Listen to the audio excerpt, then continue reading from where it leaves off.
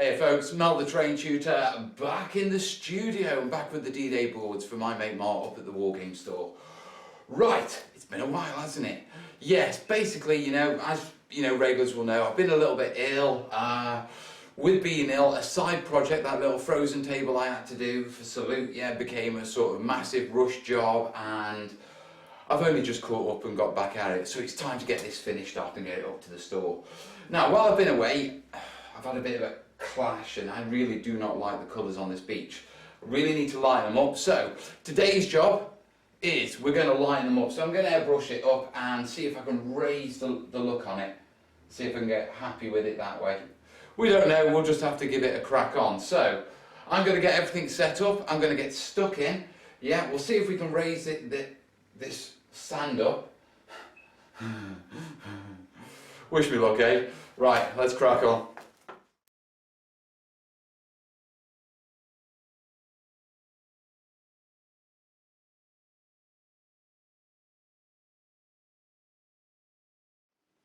Okay guys, it was a matter of in for a penny, in for a pound. The new colour's gone down. I like it a lot more than that. I'm not sure if it's coming through on the camera all right. I'm not sure if it's 100% right, but sometimes you've got to draw a line under it, do you know what I mean?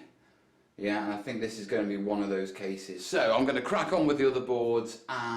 There's a couple of little hot spots that I'd like to blend in, but I'll do that once all the boards are done and I'll just go around with a final touch up. Obviously I've gone over onto the rocks a little. The good thing about airbrushing is when you do get the powdery effects, you can go wrong with a stiff brush after and dust them down, and not only that, I've got to blend these rocks in anyway, and I had to do that with the dark yellow anyway, so that's not so much of a problem. It was to be expected, to be perfectly honest, so I'm okay on that count. Next job is to hit this board and then the next board, and then hopefully it'll look a lot better. Wish me luck, guys.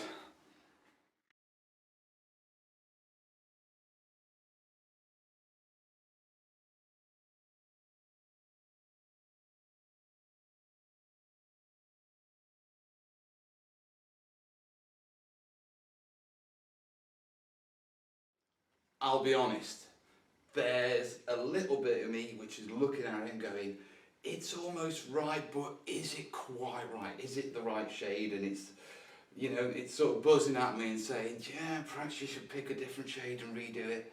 And then there's another part of me which is turning around and just screaming, get the bloody board done, boss. Yeah, so I'm drawing a line under it. It looks pretty peachy. That's it, I've got to draw a line under it. Now comes the most challenging part for me, okay? And I've been really dreading this bit, actually shading the craters. And one of the reasons is, with a lot of things that I do, I've seen them personally. I've seen hills, I've seen woods, I've seen bushes, I've seen rivers. Yeah, I've never actually seen craters on a beach. And then when you go and look for reference photos, okay, all the D-Day ones are black and white, yeah? Okay, so I thought, how about films of D-Day? They'd have had to do craters. Yeah, there's tons of them in colour. But all the photos are taken from eye level, so you can't see in the craters. You don't get the aerial view, if you know what I mean. And so I've been searching like crazy and I cannot find any reference material. So I'm just going to wing it. Yeah, and so what I'm going to do is I'm actually going to sort of shade it with a Sepia wash.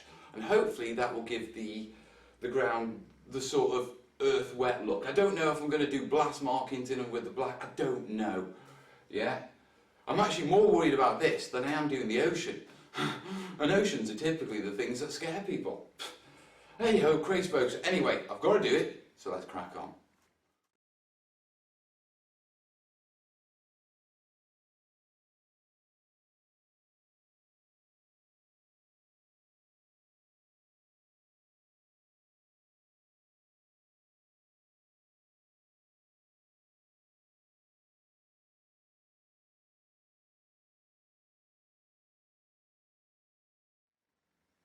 Overall, I'm quite pleased with how they turned out. They're not perfect, yeah, I'm still not sure whether to put some scorch marks in them, but I can leave that for a later point when I'm flocking that sort of stuff. The main thing I need to do is to get the shading done, because once the shading's done, I can actually start flocking it and moving the project on. Yeah, so I've got a couple of tasks I need to do now. One, I realised that I needed to sand down the edges, yeah, for the final sort of paint off the side. So I'm going to very quickly just sand down the last little sort of rough touches where a little bit of grit has got caught to the side as we were painting, etc. Give those a clean up, get them prepped for the final sort of edging, which will either be end of play or start of the next. Yeah, big jobs I'd like to do today is where we put the sand down, yeah, we've gone over on a lot of the rocks. So what I want to do is get some grade, pull some of these rocks back. They're going to be quite light anyway. Next thing I want to do is finish off the shading, put in the tide line, and then also work on the the defences, because where we sprayed we've lightened those and I need to darken those down again. If we can get all that done, I'll be a happy chappy. So, edging and rocks around the side.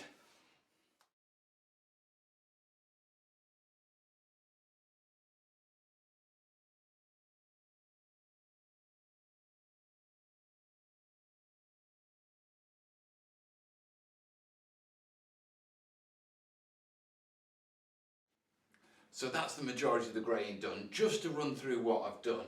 Yeah, I've blended in all the rocks and highlighted all the small rocks. Yeah, it's really broken up the beach and started to actually make it look more realistic. It's the little bits of scatter that break these things up. Before it was quite a clean, defined edged. Yeah, so that's been gone over, it's been highlighted, it still needs washing, but I'm going to do that when I shade the final beach, which is the last sort of step, yeah, for the beach. I've redone the dragon's teeth, I've redone those obstacles from where they got shaded. The last thing I need to do now very quickly before we get onto the shading is I need to redo these beach defences, and then it'll be time to get the airbrush out again, get another shade on it, blend the edges back, give it a bit of wetness, put the tide mark in. So that's the next job. Yeah, I better get stuck in, hadn't I?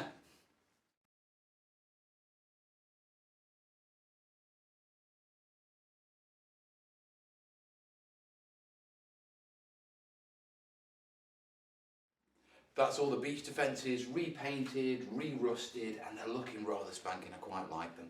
I did them in a very dark brown, basically burnt umber mixed with a bit of black and a little bit of grey just to desaturate it a little.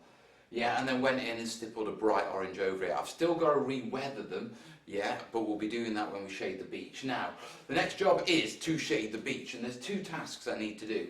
One, these rocks are still quite light and they're monochrome, i.e. yeah, it's just grey and white and that sort of stuff, which isn't like the style on this. So what I need to do is blend those in, yeah, and I'm going to be using a dark wash on those because typically the rocks, as they get close to the beach, they tend to be a lot wetter, they're a lot darker due to algae growth, yeah, so I'll be using a dark wash to do that.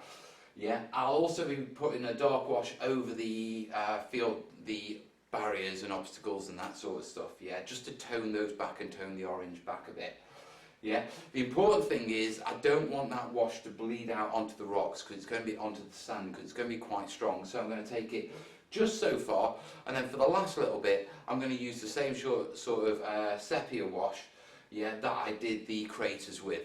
Yeah, and if we have a little bit of time we'll go in and we'll do a little bit of black spotting. Yeah, we'll see how we go with that. Yeah, so better do some washing, eh?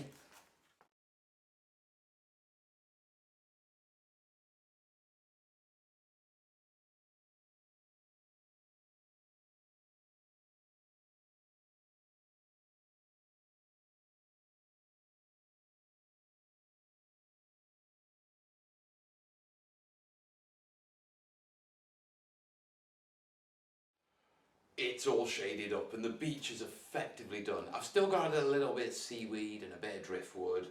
Yeah, but that's something I can do when I'm doing the flocking stage anyway. But for all intensive purposes, the beach is ready for the troops to land on. Now I've shaded it, I've done the tide line. I'm not sure on the tide line, but it's one of these things that you really have to leave it to dry. It was very much like the craters. I got a far more subtle effect once it dried.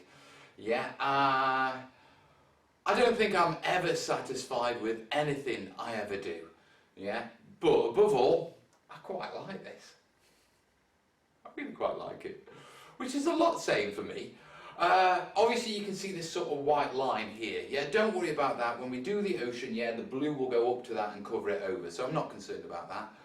Yeah, the field defences look brilliant. The rocks have blended in really well, gone in really dark. I might go in later and just add a little bit more to those, you know where I'm like.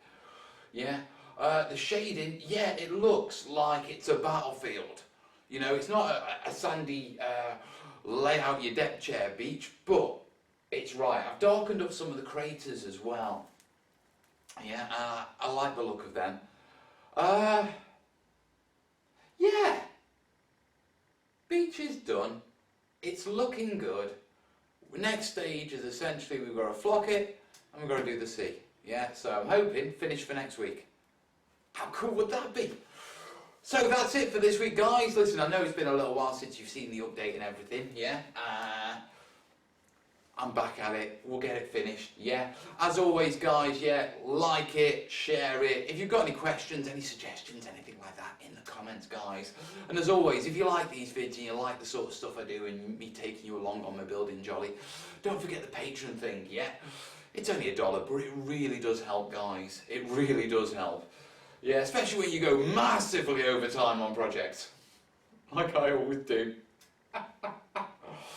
Right, that's it for now. Yeah, all I'll say is, remember that hopefully in a week or so, this is heading up to Stockport to Martin's WarGames store. Yeah, I'll throw a link to his channel just after this. So, have a cracking weekend, folks, and I'll see you tomorrow night, 9 o'clock UK time, on the live show.